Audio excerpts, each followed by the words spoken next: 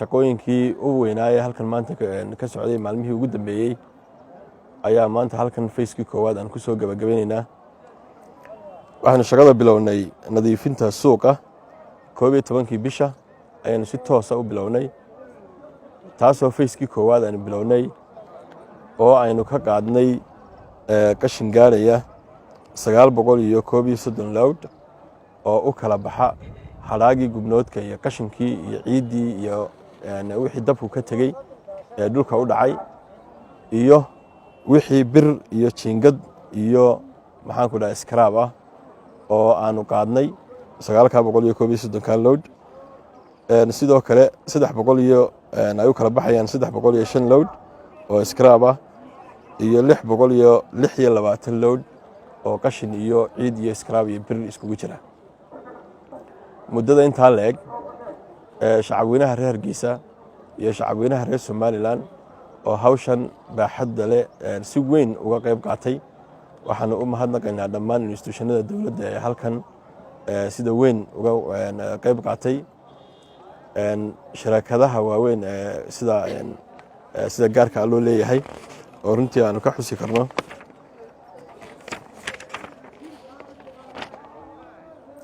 shirkadda Hargeysa Bypass oo runtii 8 sinotrago waaweyn iyo 2 cagaf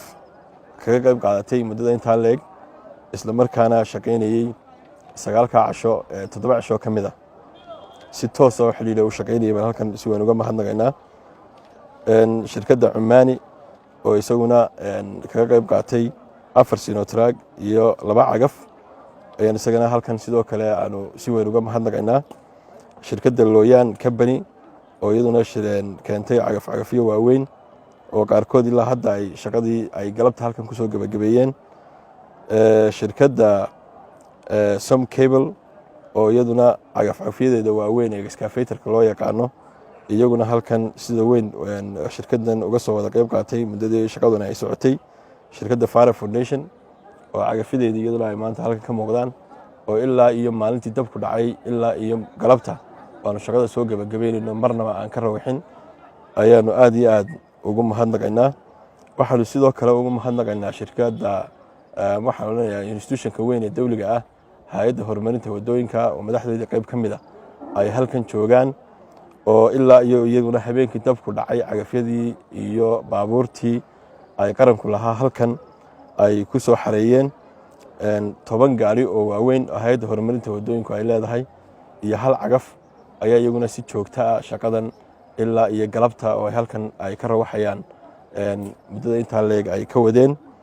waxaa kaloo mahadnaqaynaa degmooyinka dowladaha hoose ee dalka oo ay ka mid yihiin dowladda hoose ee Burco oo 2 baabuur ay ka yimaadeen ilaa haddana ay shaqaynayaan oo galabta halkan shaqada ku soo gabagabeeyeen. dowladda hoose ee Balgubadle 2 baabuur, dowladda hoose ee Salaxley oo iyaduna 1 baabuur iyo 1 cagaf kaga soo qayb qaadatay. waxa iyaduna si weyn iyaduna maalmihii hore dardar u soo gashay oo si fiican noola shaqaysay dowladda hoose ee Gabiley iyo dowladaha ama degmooyinka yar ee gobolka Maroodi Jeex oo ay ka mid tahay Sabawanaag, Laasgeel, Dacarta, Ballimataan, Daarasalaam, Faraweyne iyo Cadaadle oo iyaguna maalmihii halkan shaqadu ay ka socotay si weyn iyaguna maalmo ka mid ah uga shaqeeyay. sidoo kale shirkadaha private-ka aan mar labaad magacyadooda tirin doonaa si aan halkan qarankuna u ogaado shaqada ay ka qabteen, iyaguna aan mahadnaq ballaaran aan halkan uga soo jeedino. shirkadda mar labaad aan ku celiyo Hargeysa Bypass ama COCC baa la yiraahdaa, shirkadda Qormeeye, shirkadda Cumaani, iskaashatada Maroodi Jeex, shirkadda Delayta, Looyaan Company, Cali Warsame, shirkadda Cosab, shirkadda Som Cable, shirkadda Fara Foundation, Albraco, Som Property, Sham Factory, Quruxshiil, Doodi Construction, Capson Construction, Caalin Construction, Horseed Construction, Omar Company iyo Nasteexa Construction iyo dad shicibahoo aad iyo aad u fara badan oo iyaguna si koow ah ama hal cagafa ama 2 cagafa iyaguna halkan kaga qayb qaatay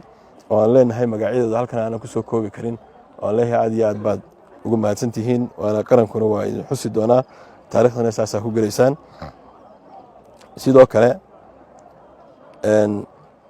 muddada intaa leeg ay shaqadani socoto muddo 9 cisho ah waxaa iyaguna aad iyo aad uga soo qayb qaatay